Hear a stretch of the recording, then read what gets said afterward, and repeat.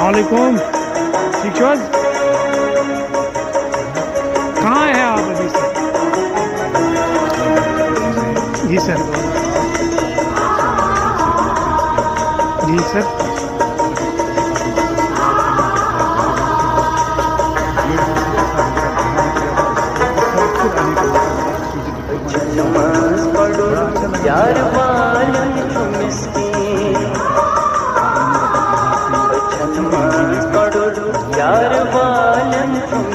Sir कितने सालों बाद आप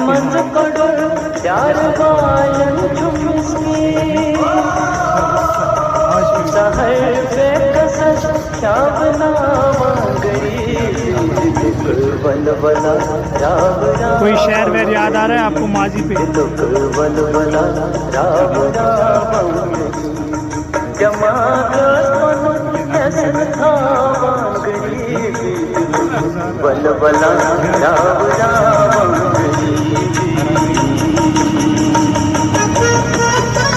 सर बहुत अच्छा लगा आपसे मिलके और आपकी यादें भी ताज़ा हो गई और इंशाल्लाह आप जैसे लोगों से हमें मुलाकात करने का मौका मिलेगा।